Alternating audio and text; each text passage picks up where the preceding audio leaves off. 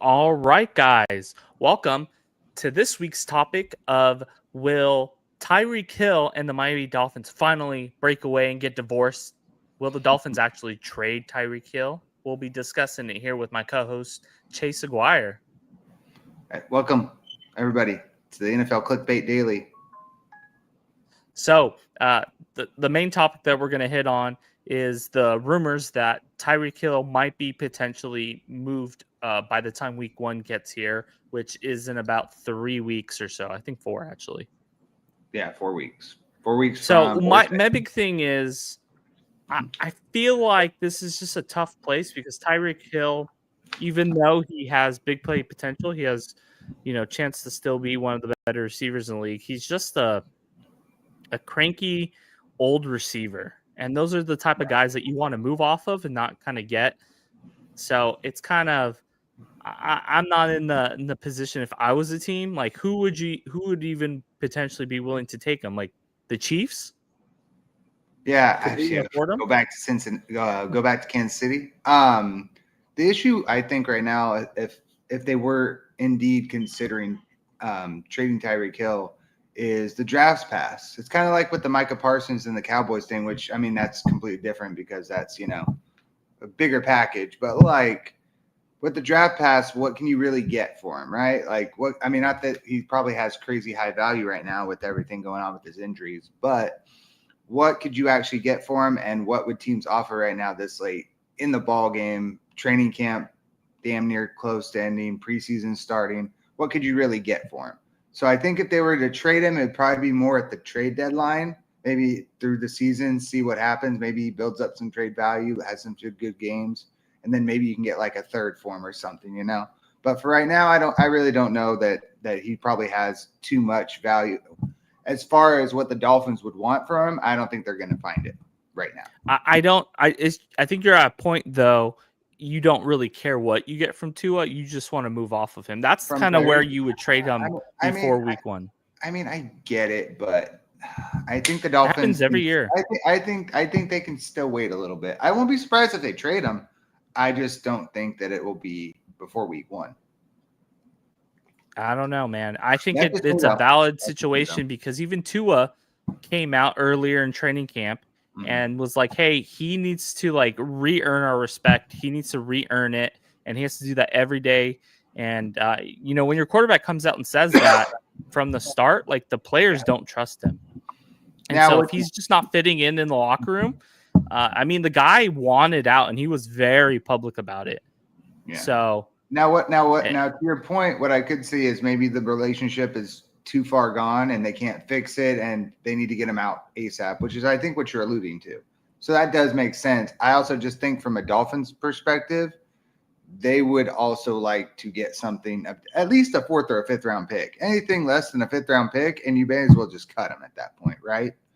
I mean, you want to get something that at least has some value. So I think it has some stuff to do with round pick swap or something. Yeah, but if there's any salaries that are currently need to be paid out and they haven't been paid out for this season, then it would go to the team that would be trading because they would just be stuck with whatever the signing bonus was that they owed him. So like there's two folds to it. And whatever team that is getting him is more than likely going to get him at a really discounted price because of that, right? You're wanting somebody to take him on, and it really just puts to in perspective is this team okay with having Tyreek on it? And I don't know. Like at this point, McDaniels is at a position where he needs to win. And either both ways.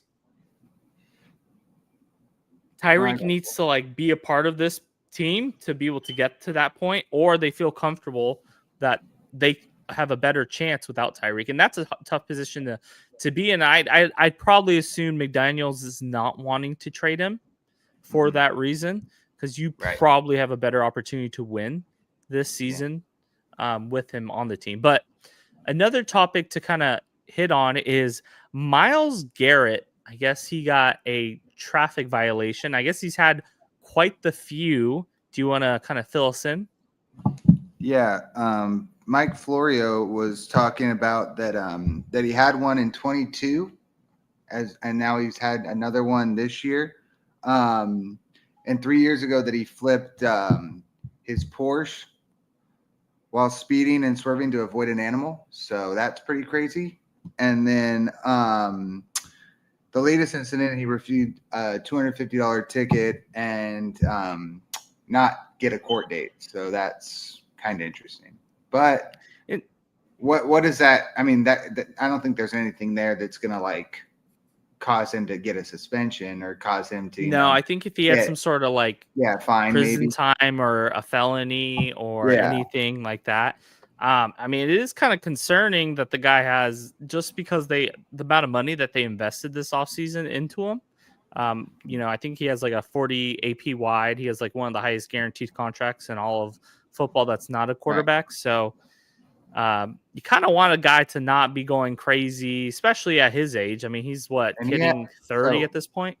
I just read, I must have missed this part. It's his 8th citation for speeding since he was the first round pick in 2017. How does he have his license still? That's crazy. He has the best lawyer that you can possibly have. I mean, yeah.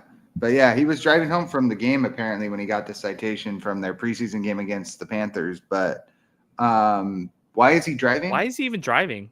Why are you even driving? Why are you not on a team bus? You can afford a chauffeur. A chauffeur, yeah. Like I'll never understand. That's one thing I'll never understand is players. Once you make, especially Myles Garrett, who just signed a huge ass contract, like 3 months ago. Like, why would anyone making millions of dollars ever drive themselves ever?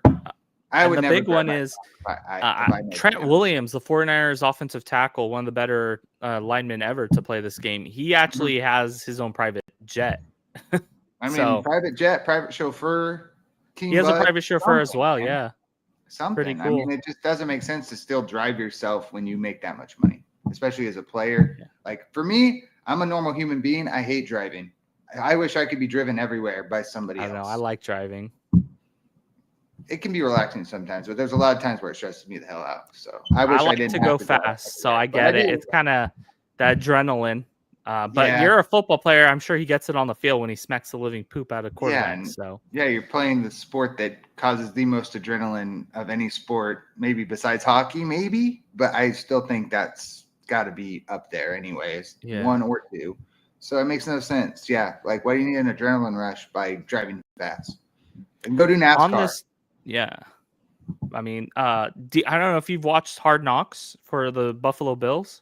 I have not gotten to yet. I've been working. Dion Dawkins, he has like a whole segment on that first episode with drifting, and it's actually pretty cool. It's funny because he takes his kids, and they're relatively small, and they have like a safe, I would say, a safe space where he can drift and stuff. It's kind of controlled. He has like a really high-powered vehicle to do so. And the dude, you see this big old guy, and he gets in the car, and he has his like daughter and son, and they're just drifting around. It's pretty epic. So, pretty cool episode. I think season 2. I mean, not season 2. Episode 2 drops this week, so I'm kind of pumped to watch it. Now to move on to the next topic is. I think this is something that no one's talking about that I think people should be talking, and it's the 49ers receiving room. Just because it's getting depleted. What's the latest on it now? Juwan Jennings is still holding in, right? And then Demarcus Robinson. So he has an injury, and the rumor is that he is potentially holding in. So that's one to watch.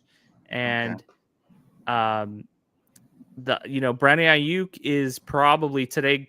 Kyle Shanahan said that he doesn't even think about him coming back until week 6, maybe even later, could be week 10. So somebody who won't be back at least until week 6. PUP is 4 games, I believe. So in theory, he could be back by week 5, week 6. I think technically you would have him be out the first 4 games. Week 5 would be they come to practice for a week, and then week 6. If you go on before training camp, you can come off it before the season starts. But if you're on it once the season starts, you miss the first 4 games, and then if you go on it again later in the year, you miss 8 games or something like that, or 6 games. And then earlier this year, or I should say, starting in OTAs, Ricky Pearsall had an injury, and then he started on the PUP to start training camp. But he came off of it relatively quickly, and he's been one of the better players in training camp. And then Jacob Cowing, who's the other receiver that they drafted last year, kind of a smaller receiver, he hurt himself to begin training camp. And then on Saturday, so the 49ers took a receiver in the draft, Jordan Watkins, out of Ole Miss this year. He's a rookie. Yes. He's been actually showing out. It looked like he had an opportunity to take up a role, and he got a high ankle sprain versus the Broncos on Saturday, and he's out for a month. So at this moment, the 49ers have, let me do my other hand. Wait. George Kittle? Ricky Pearsall and a bunch of duds around right now. The receiving Ricky Pearsall and George Kittle. George Kittle to the moon, George baby. Kittle, yeah. George Kittle, Christian McCaffrey. It's not like the 49ers don't have offensive receiving weapons. Jacob Cowing is supposed to come back this week, so they will get their, one of the receivers that they're expecting something out of this year. But it's not ideal. Yeah, so a little, I guess we're about to do a mock draft here in a bit. So George Kittle and Christian McCaffrey just moved up my draft boards tremendously because they are going to be target hogs in that offense right now. So I'll still take Ricky Pearsall. Right now, Ricky Pearsall, I think, is a good player to target. I'll take him. But yeah, Ayuk's been off my draft board. Yeah, I would never. He's looked outstanding in camp, and he has a connection with Brock Purdy, so something to look for. But I think it's a conversation, especially for the 49ers played the Seahawks week 1. That could go either way. They do play the Saints week 2, which is a big opportunity for them to win, and then they go and play the Cardinals at home week 3, but they cleaned out their entire defense. They have a lot of youth, and they potentially have 8 new starters on defense. So they need offense to kind of hold pace as the whole defense kind of gels under Robert Saleh. So it's something to watch. And I'll be honest with you, I'm avoiding the 49ers defense at least week 1 to see how that plays out. I think week 2 they're a solid play versus the Saints. Just because more than likely they're going to be starting Mr. Hot and Cold. What's his name? Slow? Tyler Shuck. If you haven't yet, check out in our shorts. We posted actually 2 of them. I didn't realize Chase had also posted. But it's basically he throws a massive bomb, or first he throws an interception that ends up being a pick six, and then he throws like a 65-yard touchdown. Yeah. It was pretty solid. So yeah. Anything on your end do you want to talk about, Chase, before we do mocks? Yeah, man, I've been off of the social media game for most of this weekend, so I don't got much to add right now. I got to catch up. I've been dealing with some family personal stuff, so I don't have much news for you, but I can do a mock draft, though. I'm always down for that. Oh. There's one thing I have. Do you hear me? Yeah, I can still hear you. Okay. Sorry, I got lost. Give me a second. You're good. I don't know what happened. Mike finds himself. I will give you all a reminder to hit the subscribe button, pound the like button, and share this stream with everybody you know. We are the NFL Clickbait Daily.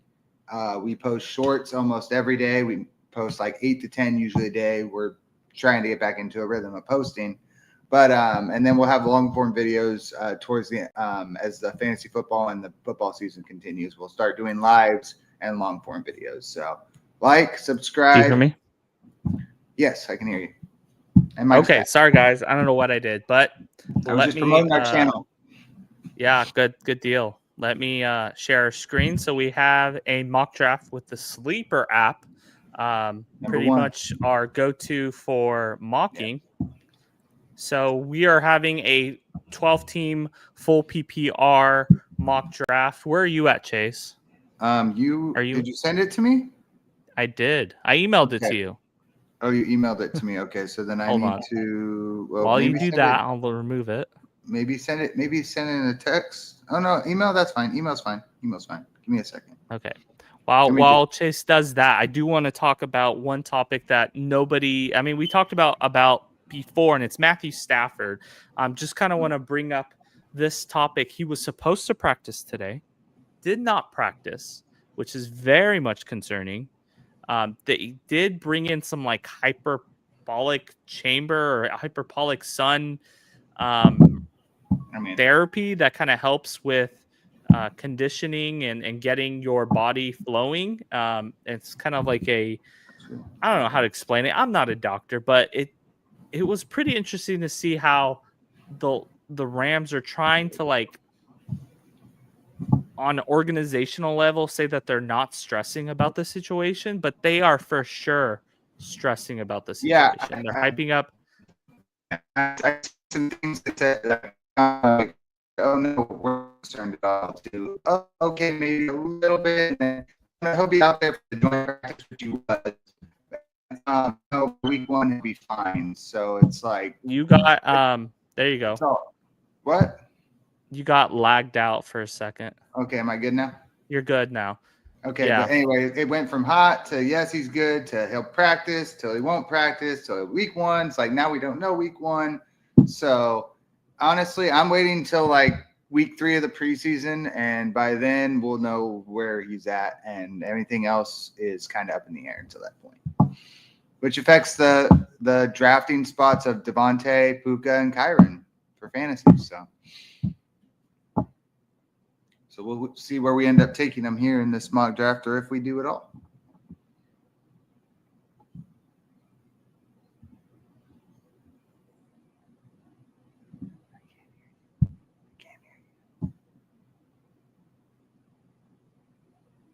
I can't hear you.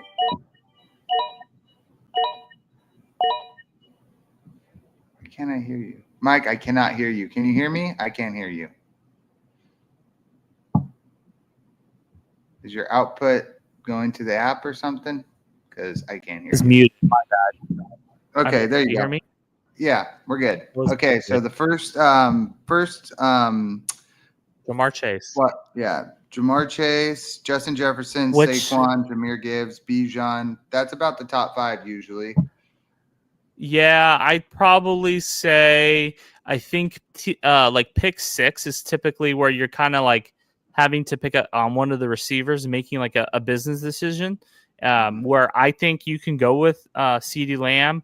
I probably, if Malik is healthy, Malik Neighbors, I might stick with him. I am fading Puka until I see Matthew Stafford's healthy, and I'm just it's a full point PPR. I don't know. I probably won't take Henry. So for my pick here, it's pretty simple for me. It's either Malik Neighbors or Amon-Ra St. Brown. I am super high on Malik Neighbors this year, but I am going to take Amon-Ra St. Brown. Nice. Okay, so this is a scenario where I'm actually in fantasy, my fantasy league, where I'm picking 10th. Does it make a lot of sense to kind of leak how I'm going to play it? No, but I'm going to do it anyways. I'm really high on Ashton Genty. I think I know preseason 1, he had like -3 yards. I kind of did look at the each rush that he did have. I mean, I think a lot of it had to do with the offensive line. I'm not going to worry about it. I think he is a home run, especially in the passing game. So I'm going Ashton Genty. I did think about Neighbors, but looks like he's questionable. I'd rather just take the healthier player at this moment. No, that's fair. I would have been between Amon-Ra. I was between Amon-Ra and Malik Neighbors. So Genty would have been in consideration for me. I'm not too scared from the preseason game. That's not why I'm scared at all. I'm more scared about what that Raiders offense is going to look like. Passing volume, like for his receiving upside. So for me, I'm just, especially in the PPR league, I want guys that are going to get targets. I think Ashton Genty is going to get lots of targets, though. So I mean, if they throw the ball, he will. We'll see. I think it makes sense. Okay, so for my second pick, this is a PPR league. The best receivers did get taken, but I am actually buying the hype for Drake London this year. So Same. I'm jumping Absolutely. Yeah, you stole him from me. That's unfortunate. So looking at who's available now, I can go with Nico Collins. I can go back-to-back wide receivers. I think I'd be more inclined to go running back here. I kind of like spacing out a receiver with a running back, especially like to get one stud running back in the first two picks. And I still think there's one sitting right there. I'm going to take Bucky Irving. Okay. I feel pretty good about my two.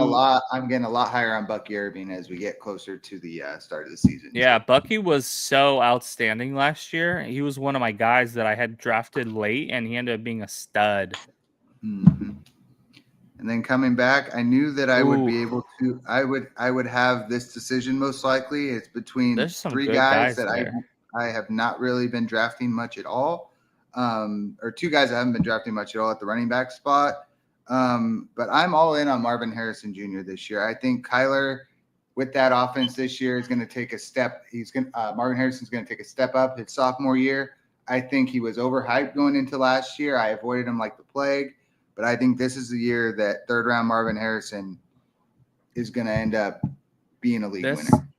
This is a tough spot for me because now I kind of regret not going with Neighbors with my first pick. I mean, I really like Genty, but I think there is a lot of good receivers. I mean, running backs here at the third round.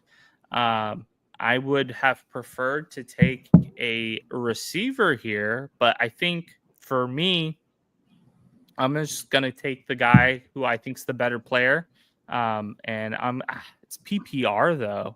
All right, I'm gonna go Kyron. He's the better player, but Breece Hall would have been on my list. Kind of put me in a tough position here because I now have a huge need at receiver. But now I kind of like have to force myself to take somebody, and I wish Terry McLaurin was in camp practicing. I could take a solid Mike Evans. I think Mike Evans would not be a bad pick here. I agree. I'm just looking at my options here. DK Metcalf. It seems like he has a really good rapport with Aaron Rodgers from what we've seen. It's just hard to like predict what that offense is going to be until I see it. It's not that I wouldn't take him, but I think Mike Evans is a better spot here. Arthur Smith loves to run the ball. Has ran the ball top 5 in rushing attempts every year. He's been an offensive coordinator / coach since Atlanta. I don't know how much they're going to throw the ball. I'm more in on Caleb Johnson and guys like that than the receiving weapons, but they will have to throw the ball, and Aaron Rodgers is still a decent quarterback. So, I mean, if you took DK Metcalf, I would understand it. Yeah, I think I'd rather have the floor of Mike Evans than the floor of DK. Because DK could end up being a couple points every week, and then he'll have a blow up where he has 35 points. So it's kind of like I'd rather have the luxury of having a receiver who I can count on to at least have a solid 10 to 15 points a game. So now where I'm looking at right now, I got Amon-Ra and I got Marvin Harrison. So I got my top 2 wide receivers. I think I'm set there. I drafted my hero RB, Bucky Irving. Now, I could go receiver again, Devontae Adams. We don't know with the Matthew Stafford thing what that's going to play out like. I probably would wait to see more. Like if I'm drafting right now, I'm probably fading Devontae Adams. So if I were drafting right now, I'd be looking at either an Amarian Hampton who has the upside to be a running back 1 in that Chargers offense, or a good floor of a running back 2, with some PPR upside in Kamara here. I'm going to lean Amarian Hampton and take the upside of the rookie in the 4th round here. I don't love in a PPR league, and especially where you're having an option to start up to 4 receivers with the 2 flexes. I'm kind of feeling in a bad spot at the moment, but we'll see how this plays out. And then I can on the back end now I can come back with a receiver that I like, and I'm pretty sure I mentioned it on our video or on one of our long form videos. Maybe it was our live last week. George Pickens for me, his stock is up, and right here I'm going to go ahead and snack him in the 5th round. And this is a tough spot for me because I don't really see many options. Xavier Worthy, it's kind of a scary play just because what are you getting from him? Are you getting wide receiver 2 upside? That's hard to tell. If he hits with Mahomes and he's actually more than just a deep threat where he can be consistent week in, week out, then of course this would be a solid play. Right. I'm gonna go with, and I'm gonna take a shot here. I'm betting that the Jaguars are going to use Travis Hunter primarily at receiver. And he has let's be honest, Travis Hunter, if he was in just as a receiver, he might be probably one of the better receivers in last year's draft, let alone this year's. I think if he was strictly a wide receiver, he would be getting hype similar to what Marvin Harrison got last year. And I think the reason that he might play at DB is scaring drafters away, and that's why he's ended up going a little later, which I do like. That's where I would like to take him, because if he was going where Marvin Harrison was going, which was like the back half of the 2nd round last year, I don't know that I would like him at that price. So are you going to follow up with, Mike? The thing is, who's let's just say Travis Hunter is that wide receiver 2, and he has 80% of the snaps coming on offense. Okay. Like, are we concerned that there is too many options on offense? I mean, we have Savage, the tight end for the Jaguars. We have Brian Thomas. You mean Brenton Strange? There you go. Sorry. You're good. We'll call him Savage. Brian Thomas obviously is the wide receiver 1. Now I'm not concerned about really too many mouths to feed with Trevor Lawrence, but I am concerned that Trevor Lawrence hasn't taken that step up since his rookie year, and I'm not sure if he has anything higher to go than what he's shown us the last few years. And for the most part, that has been, okay, he's going to establish one guy for the most part as a top wide receiver, and the other guy is going to get a little bit more, but not as much. So it does scare me a little bit, but I can see the upside with Hunter. I can. All right. And so I'm in the spot here. I feel pretty comfortable just looking at those tight ends. I'm not taking one here. I'll just take one later. I don't like Kelsey in fantasy. I don't care. In that wide receiver in that wide receiver spot, I am actually higher on Waddle. I am interested on this injury that he has a minor injury. I think I'm willing to take that discount and take him here, and just know that he's fine. Okay. So you're taking Jalen Waddle. And now I feel pretty good in the current position. There's a lot So with a guy like Jordan Addison. Go ahead. With a guy like Jordan Addison, what's your take with the suspension? He's out 3 games. Would you rather let someone else take him and hope maybe he gets cut when there's a need? For me, I mean, 3 games isn't nearly as bad as like Rashee Rice is going to be 6 games. But for me, if a guy, unless he's an absolute stud, if you're suspended or missing 3 to 4 plus games for sure to start a season or all in a season, that caps your upside for me, and I just don't want to draft you. That's why Rashee Rice is off my board. Jordan Addison's off my board. I'm just not going to touch those guys in fantasy this year. Makes sense.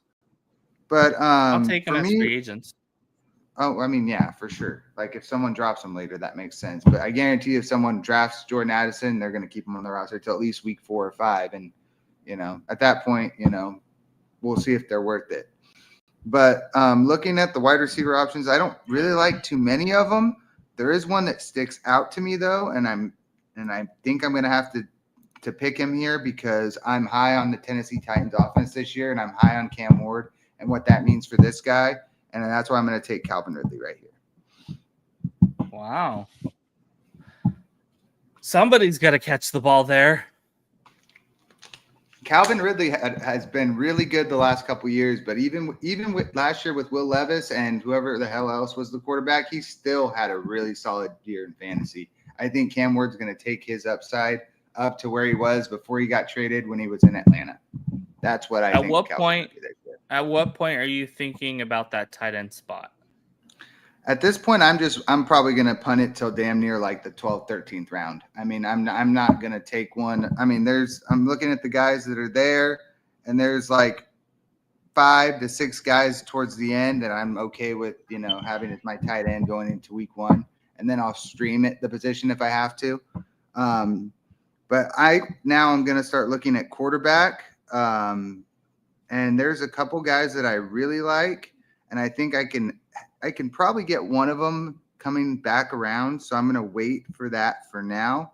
And I'm going to go ahead and take my other running back, my third running back. And I'm going to take, let's make sure. Okay, we're good. I'm going to take Brian Robinson. All right. So just want to look at the teams ahead of me because I have 4 more picks and then I'll have another pick. I would love to stack a receiver and a running back here with these 2 picks. It looks like Team 12 only has 2 running backs and 2 receivers. And then Team 11 has 3 receivers, 2 running backs, and a tight end. Just to see best available, this is a PPR. And I think somebody who's a PPR god is Jacoby Myers. That's fair. But just want to peek at that running back spot. Like, is there anyone I'm willing to just take? I mean, it's kind of Tyrone Tracy might be the only one with Cam Scadaboo's injury.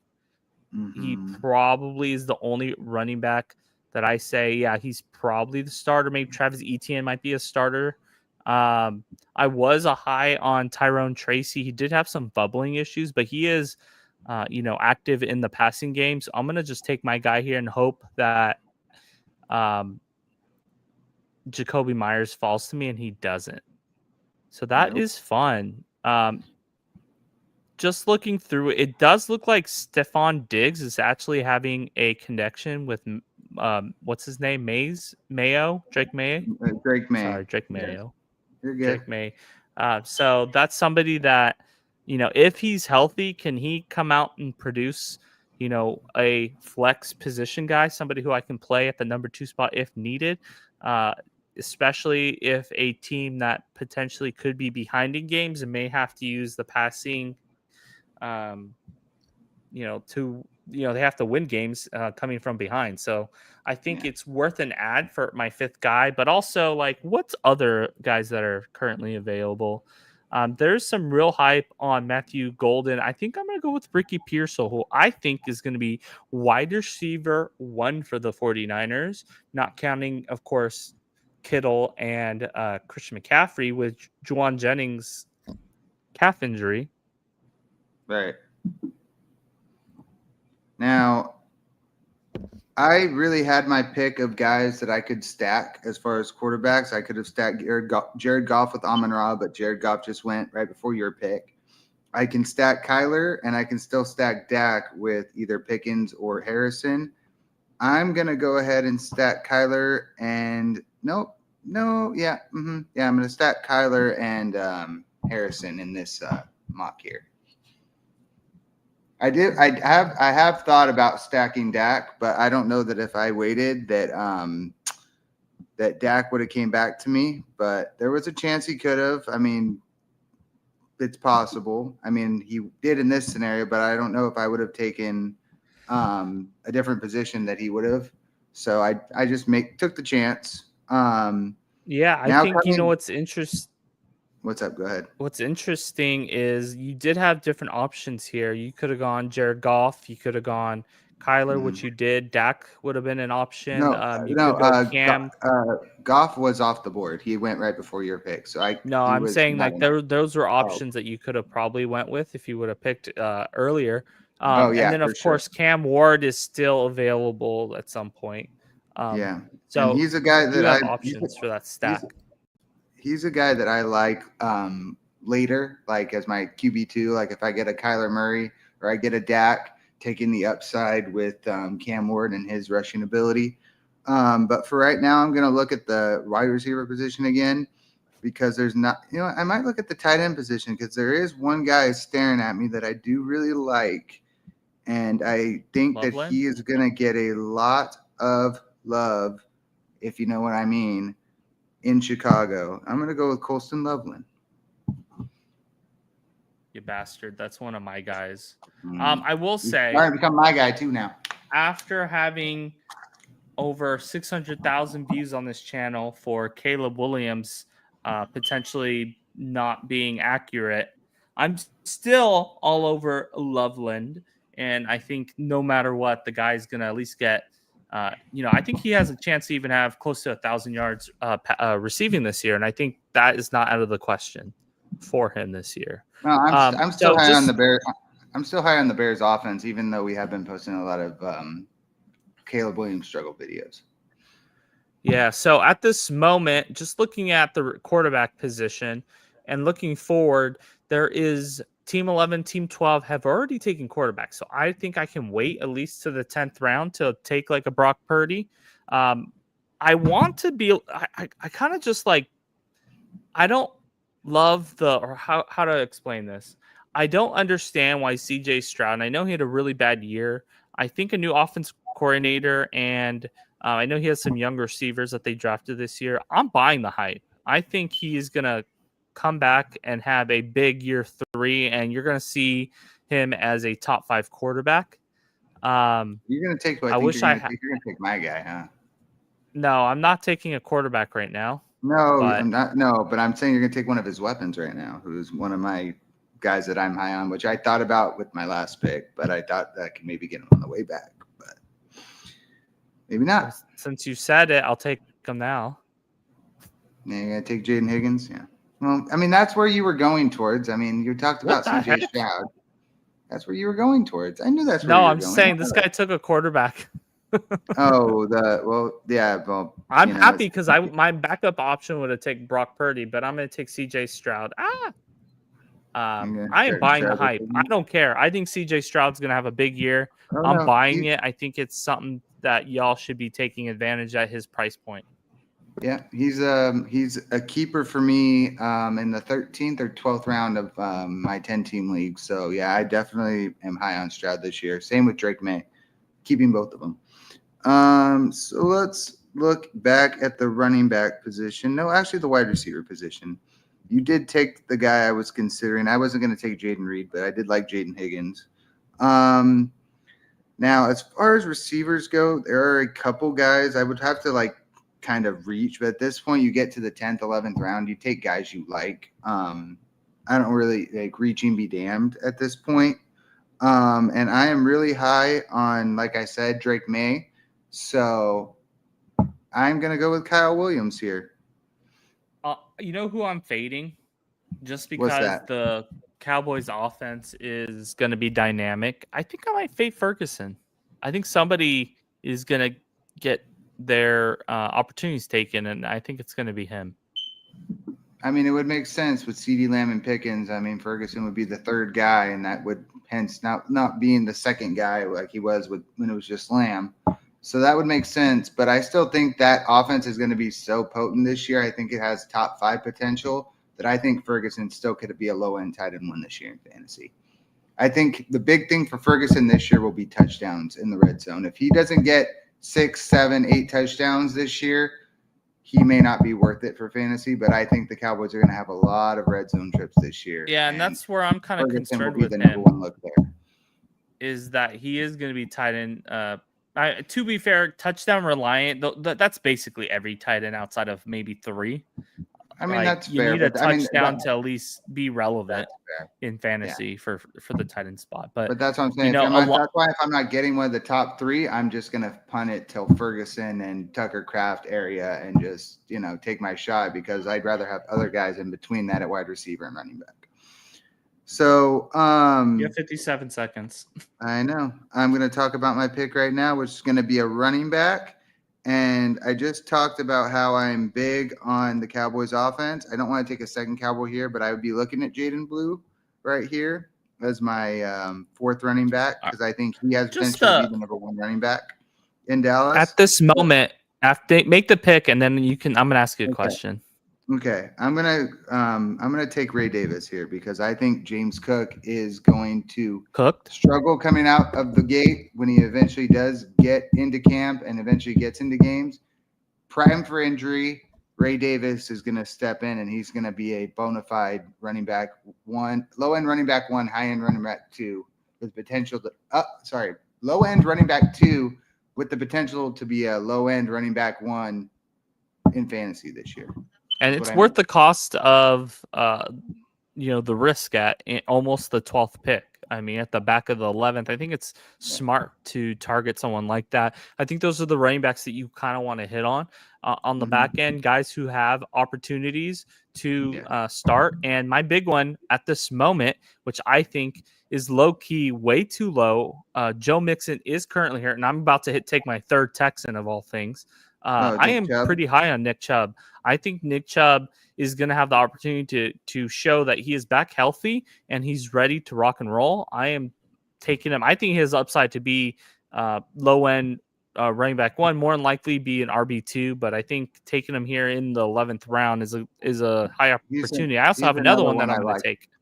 I think he's another one that will end up going up a couple. He'll probably be like an 8th or 9th round pick in 12-man leagues by the time we get to like draft season, because we're still at the beginning of August. But I do love a lot of Nick Chubb this year as well. The other guy that I'm high on, and Chase knows this because I keep asking him about it, but from what I've heard now from Kyler Murray and some of the Arizona Cardinals, is Trey Benson is going to be a big part of this offense. He is going to be RB1B to RB1 Connor, which I actually think this will be his last year with the Cardinals. I am all in on Trey Benson. He is a must for this team. Though, so I don't know about that, but he could make it so that Connor's expendable. He still signed a 3-year. He just signed an extension. They're not going to, unless he gets hurt or Trey Benson looks super explosive, and then maybe they'll trade him. He's 30 years old. And now going back to other running backs, year, he has minimal dead cap after this. He only has $2 million in dead cap. Fine, but you don't give a guy an extension. It's like saying with the Rams with Kyron. It's like, okay, well, Kyron could be gone this year if Blake Corum looks good. He's locked in for at least a couple of seasons. But Trey Benson can start being that guy that when he doesn't play or maybe can cut into his workload, I can see that, and that's what I like about Trey Benson this year. Isaac Guerendo's another guy if he's healthy. Yeah, but he's not right now. So I'm going to take the other guy. No, maybe I'm not. Maybe I will. Maybe I won't. No, I think let's see. How many receivers do I have? I have 5 receivers, and I have no. I'm not going to take Jaden Blue. Not yet. I've been getting a little bit higher on this guy towards as I've been watching some Nick Ercolano videos. Shout out BDGE as I'm wearing the hat. I think Big Dog's got to eat. I think Tank Bigsby is the running back one in Jacksonville this year. Wow. And I think that Travis Etienne's time as a member of the Jaguars could be up after this year. He might be a guy that they trade. The only thing I will say, and to offset your point, is he does have that receiving threat that I would love to see if they will use this year. And if they do, maybe he just has that receiving Etienne? Yeah. Okay. He might just have that receiving portion of the game, and they may use Tank Bigsby on the early downs. Okay. Yeah, I like that. Now, I could go with my backup quarterback here, and I think I will just because I want to lock it in. And I'm going to go ahead and take Cam Ward. I've not taken a tight end, so I'm going to take unfortunately, I already have a Jacksonville Jaguar on my team in Travis Hunter, but I am a Brenton Strange. I think the guy's about to take a big jump. I'll be honest with you. I'm in on the Jacksonville Jaguars. I think there's a high chance that they end up winning the AFC South. I think there's I mean that division a lot of is up. pressure. It's definitely up for grabs between the Texans, the Titans, the Jags. Maybe the Colts are the only team where I can't see them winning it. So yeah, it's a three-headed division between those three teams this year. I agree. Oh yeah. Oh, it's my turn. Okay, Yes, so sir. here's the thought, guys. In sleeper, you do not have to take kickers. You do not have to take defenses. You can wait up until it's time for you to, week 1 to sign them to your team. So I advise for you, maybe draft a kicker if you want. Maybe take that defense. But if you have opportunity to just hold a guy just to see what happens, especially for running backs and receivers who might potentially take a roll up because of injury, maybe they get traded. And I'm going to do this with Braylon Allen. I think like he that. has a lot of hype. He looks, from reports from camp, he looks like the better running back from Breece Hall. Breece Hall does have that receiving aspect that, Braylon Allen can't emulate. But Bruce Hall is on his last year of his contract. I wouldn't be shocked if he's out the door at some point this season. I did take Brian Robinson, but there is a guy in Washington that I do like a lot, and that I think is starting to get some training camp hype and starting to get some preseason hype. I'm normally not big on taking my handcuff. I usually like to take other people's handcuffs. But in this situation, I'm going to take my handcuff, and I'm going to take Krosky Merritt. Ja'Cory Krosky. If you are a subscriber here and you watch our shorts, we had that first about a week ago. We were saying this guy has a high potential to be RB1 with the Commanders. Make sure to I still subscribe. think it's Brian Robinson's. Now, being real, I still think it's Brian Robinson's job. But man, he looks like that. He's got the Isaiah Pacheco run style. He's got that dog in him, man. I'm telling you, I will not be surprised if he's the starting running back by midseason. But I have both of them, so I'm good. Hopefully he doesn't. And then I'm going to take, as my last pick, people forget when Jerry Jeudy was going off and Elijah Moore was doing things. People forget about this guy because he got hurt and he didn't really come back after his injury. But Cedric Tillman, I think, is wide receiver 1, if not 1A, in Cleveland. And if Joe Flacco's the quarterback, I'm taking the chance that he has a breakout year this year. And here's my thing. If Patrick Mahomes is back to being a high-end quarterback, which he has not been in fantasy for the past few years, don't draft Patrick Mahomes.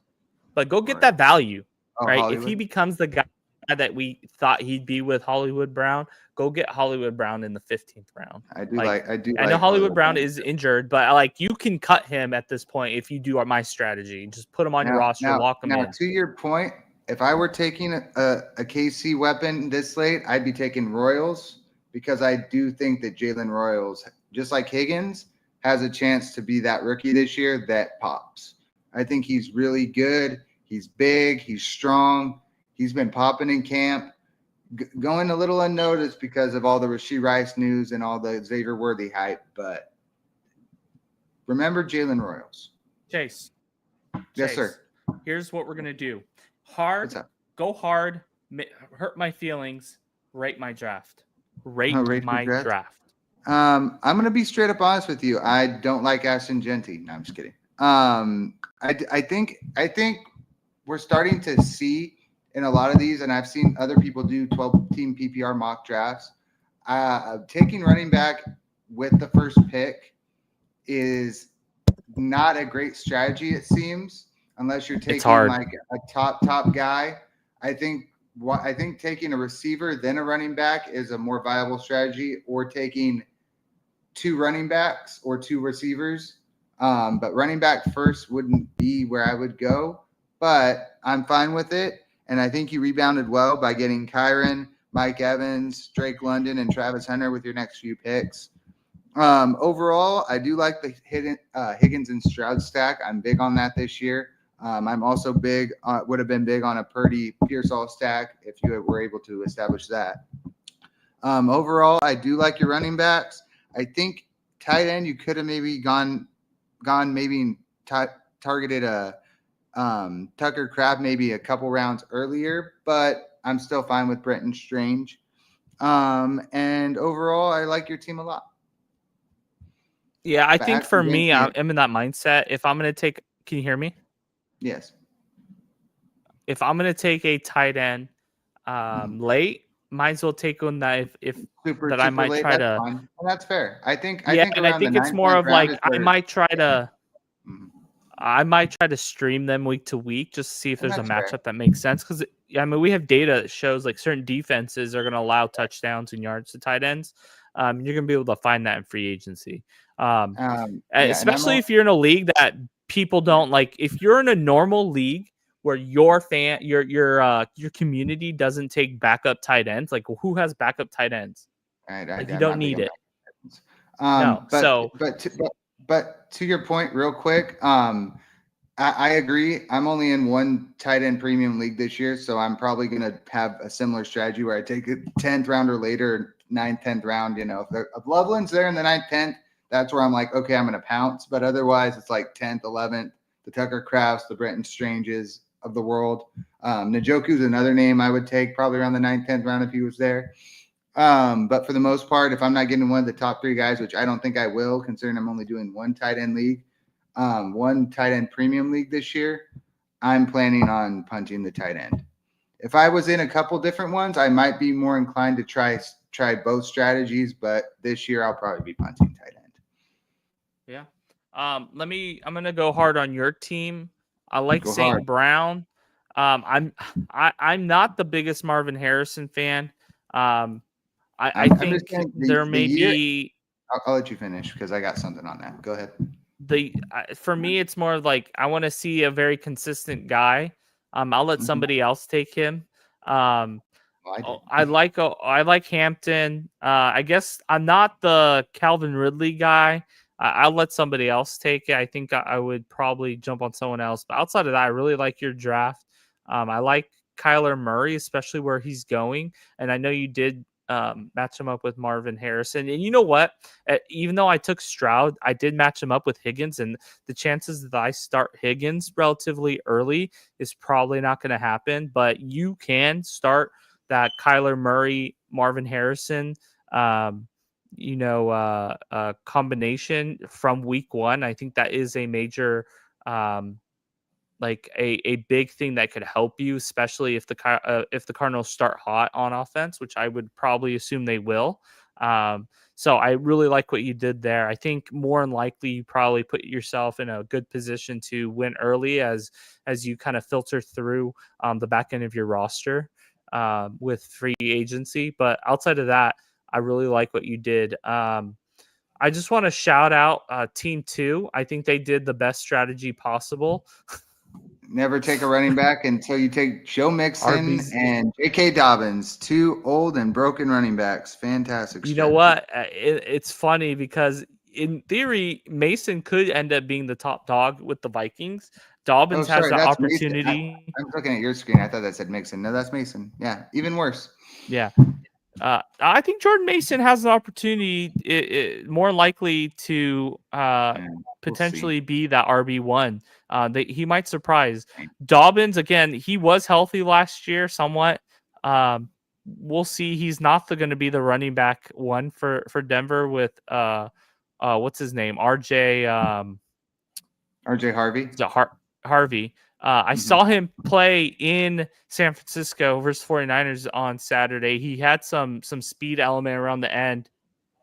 Will be interesting, especially with the Bo Nix, Sean Payton screen game that they have. Bo Nix basically throws most of his passes behind the line of scrimmage. I think that is actually a dynamic to hit on. Outside of that, it's interesting because if they would have maybe taken one running back a little earlier, it might have been low-key not a terrible team. Right. So just back to what your point earlier about me stacking Kyler and Marvin Harrison. That's what I did last year in my dad's league, and it was Joe Burrow and T. Higgins, and it was about similar spots with where the receiver is going. I think it might have been the 5th round, and then Burrow was like the 7th. It might have even been flipped. And it worked out for me. So I think a strategy I'm employing in as many leagues as I can this year, especially my keeper, where I have 2 QB keepers already in May and Stroud, is I am trying to pair maybe kind of like you did with Higgins, especially in a keeper league, where I can maybe start keeping maybe a quarterback receiver stack. And I think that's actually a viable option in keeper leagues. But in redraft leagues, I do like pairing. There's actually 3 stacks I like this year. It's Bo Nix, Cortland Sutton. It's Dak Prescott and either Lamb or Pickens, and then Kyler Murray and Marvin Harrison. And that's the one I did here today. If you want to low-key do a stack that I am buying, that you can probably – it's hard because you have to draft them the top 2, J.J. McCarthy and Justin Jefferson. That's not a bad one. Cam Ward and you are paying Calvin Ridley. I kind of did that one too, but I'm not going to start Cam Ward right away. But Ridley and Ward, I think, are going to be a crazy duo this year. I think look at them to be this year's Sutton and Nix. How Nix came and started balling out, and Cortland Sutton came back to where he was. Ridley could do the same this year. What's a quarterback for you? And this might be a subject that we can discuss as we are moving forward to the end of the show. Okay. What's a quarterback that is going relatively high? Lamar Jackson, Hurts, Daniels, Josh Allen, Burrows. Those are kind of the top 5 they're going, within the first 4 rounds. Right. Which is one that you are like, hey, I would fade that guy? It actually might surprise you, or it might not, because I literally was just talking about it right now. But after this is my thing in fantasy, and it doesn't always work. Like, trust me, it don't always work. But for me, it's like if a guy has a huge year, right, an outlier year, a big year that like you drafted him and it worked out, I avoid that player next year. And that's where I'm at with Joe Burrow. I don't want Joe Burrow this year because Joe Burrow had the biggest year he could have last year. He's not gonna come close to that this year. So I want to find the next guy. So that's why I'm on Cam Ward this year. I'm on Bo Nix this year. Dak, after having a hurt year, every single year after he's comes back from injury, he balls out the next year. I think him, Pickens, or him and Lamb is a stack that you should want fantasy this year.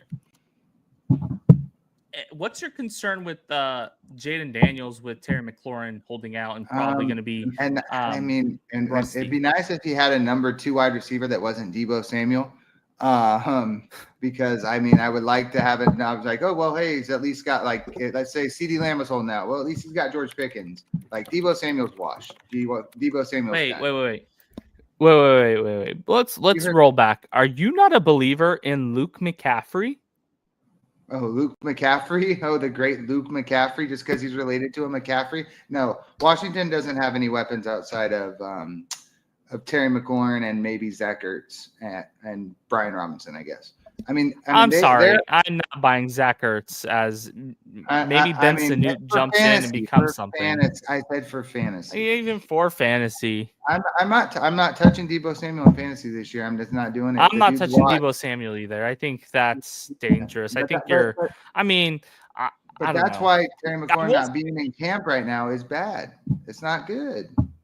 And he's viable to get hurt. I'd be avoiding him in fantasy. I'd be avoiding him. I'd be down on the I'm down on the Commanders already this year with the fact that Terry McLaurin's holding it. But let's hold back on the Deebo Samuel slander because he is probably in a pretty good spot in Cliff Kingsbury's I throw a million screen offense to go a whole 3 yards before he gets tackled. He might have 100 catches for 3 yards, 1,000 yards or something. Who knows? Or with he goes 2 yards after the catch or something. Yeah, I don't know. We might see skinny Deebo. Who knows? Who knows? Maybe he's trying to, in the process of losing weight, going into camp and mini camp. Who knows? But right now, the way he looks and the way I've seen, I don't like it, man. I'm not a fan. Awesome. Well, here's one thing that I'm gonna mention to you. What is one team that would, and this might be a topic we're going to have with another video in the future, but what is a trade candidate that's not Tyreek Hill that you want people to like start talking about. It's not Micah Parsons. We've had that conversation. We're Tyreek not Hill is. I don't really think there is one right now. I mean, Tyreek Hill, I guess, but like Terry McLaurin requested a trade, that don't matter. Micah Parsons requested a trade, that don't matter. Trey Henderson requested a trade, that doesn't matter. As far as like trade candidates, man, I don't really have any right now. I don't think there's too many out there. We'll have to wait and see closer to the trade deadline. To me, it's probably a position that that has been replaced. What's Maybe the running back for the Patriots? That Ramondre? Yeah, I mean, I know they had extended him last year, but again, it's running backs and money doesn't matter, especially when you're making a trade. Maybe James Cook could be a candidate. I mean, running backs are, when they hold out, they're less likely to get paid. Well, James Cook was an option I thought the Cowboys would look at, but I don't think that's happening anymore. So, kill that dream. But James Cook in that offense with Pickens and Lamb, that would have been fun. A lot of fun. But we'll never see that dream because Cowboys fans can't have nice things. With that, we will end the show. Thank you for joining. Hit that like button and make sure to subscribe. This is NFL Clickbait Daily. I'm Chase Aguirre. That's Mike Urtaza. We'll see you next.